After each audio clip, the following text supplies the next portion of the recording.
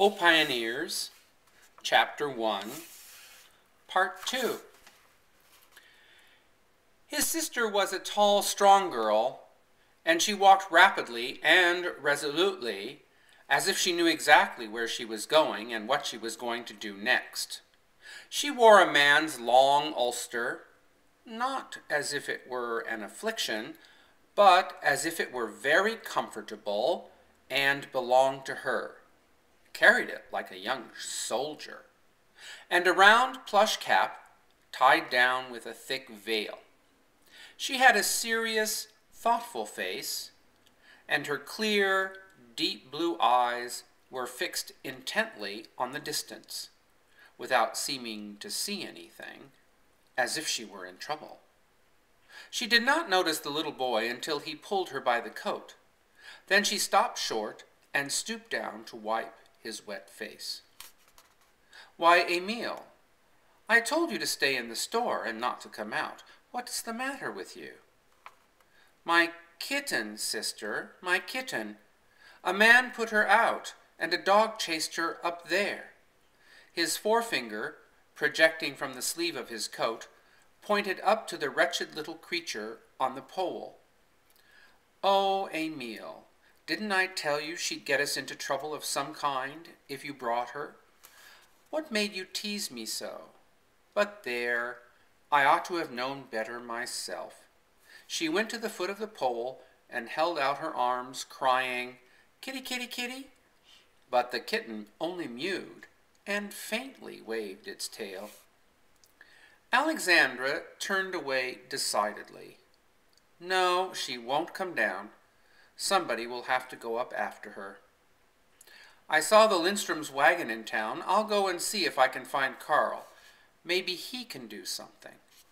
Only you must stop crying or I won't go a step. Where's your comforter?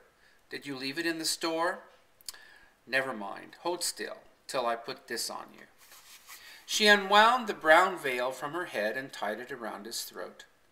A shabby little traveling man, who was just then coming out of the store on his way to the saloon, stopped and gazed stupidly at the shining mass of hair she bared when she took off her veil. Two thick braids pinned about her head in the German way, with a fringe of reddish-yellow curls blowing out from under her cap.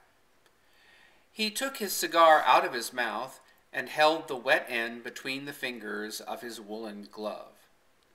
"My God, girl, what a head of hair!" he exclaimed quite innocently and foolishly. She stabbed him with a glance of Amazonian fierceness and drew in her lower lip. Most unnecessary severity. It gave the little clothing drummer such a start that he actually let his cigar fall to the sidewalk and went off weakly in the teeth of the wind to the saloon. His hand was still unsteady when he took his glass from the bartender. His feeble, flirtatious instincts had been crushed before, but never so mercilessly. He felt cheap and ill-used, as if someone had taken advantage of him. When a drummer had been knocking about in little drab towns and crawling across the wintry country in dirty smoking cars, was he to be blamed if, when he chanced upon a fine human creature, he suddenly wished himself more of a man? While the little drummer was drinking to recover his nerve, Alexandra hurried to the drugstore as the most likely place to find Carl Lindstrom. There he was, turning over a portfolio of chromo studies, which the druggist sold to the Hanover women who did china painting. Alexandra explained her predicament, and the boy followed her to the corner where Emile sat by the pole. "I'll have to go up after her, Alexandra. I think at the depot they have some spikes I can strap on my feet. Wait a minute." Carl thrust his hands into his pockets, lowered his head, and darted up the street against the north wind. He was a tall boy of 15, slight and narrow-chested. When he came back with the spikes, Alexandra asked him what he had done with his overcoat. "I left it in the drugstore. I couldn't climb in it anyhow."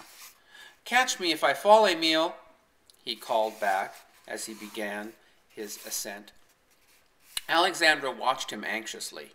The cold was bitter enough on the ground. The kitten would not budge an inch. Carl had to go to the very top of the pole and then had some difficulty in tearing her from her hold. When he reached the ground, he handed the cat to her tearful little master. "Now go into the store with her, Emile, and get warm." He opened the door for the child. "Wait a minute, Alexandra. Why can't I drive for you as far as our place? It's getting colder every minute. Have you seen the doctor?" "Yes, he is coming over tomorrow, but he says father can't get better, can't get well." The girl's lip trembled. She looked fixedly up the bleak street as if she were gathering her strength to face something, as if she were trying with all her might to grasp a situation which, no matter how painful, must be met and dealt with somehow. The wind flapped the skirts of her heavy coat about her. Carl did not say anything, but she felt his sympathy. He, too, was lonely. He was a thin, frail boy with brooding dark eyes, very quiet in all his movements. There was a delicate pallor in his thin face, and his mouth was too sensitive for a boy's. The lips had already a little curl of bitterness and skepticism. The two friends stood for a few moments on the windy street corner, not speaking a word, as two travelers who have lost their way sometimes stand and admit their perplexity in silence. When Carl turned away, he said, "I'll see to your team." Alexandra went into the store to have her purchases packed in the egg boxes and to get warm before she set out on her long, cold drive. When she looked for Emile, she found him sitting on a step of the staircase that led up to the clothing and carpet department. He was playing with a little Bohemian girl, Marie Tovesky, who was tying her handkerchief over the kitten's head for a bonnet. Marie was a stranger in the country, having come from Omaha with her mother to visit her uncle, Joe Tovesky. She was a dark child, with brown curly hair like a brunette doll's, a coaxing little red mouth, and round, yellow-brown eyes. Everyone noticed her eyes. The brown iris had golden glints that made them look like goldstone, or, in softer lights, like that Colorado mineral called tiger eye. The country children thereabouts wore their dresses to their shoe tops, but this city child was dressed in what was then called the Kate Greenaway manner, and her red cashmere frock, gathered full from the yoke, came almost to the floor. This, with her poke bonnet, gave her the look of a quaint little woman. She had a white fur tippet about her neck and made no fussy objections when Emile fingered it admiringly. Alexandra had not the heart to take him away from so pretty a playfellow, and she let them tease the kitten together until Joe Tovesky came in noisily and picked up his little niece, setting her on his shoulder for everyone to see. His children were all boys, and he adored this little creature. His cronies formed a circle about him, admiring and teasing the little girl, who took their jokes with great good nature. They were all delighted with her, for they seldom saw so pretty and carefully nurtured a child. They told her that she must choose one of them for a sweetheart, and each began pressing his suit and offering her bribes, candy and little pigs and spotted calves. She looked archly into the big brown mustached faces, smelling of spirits and tobacco.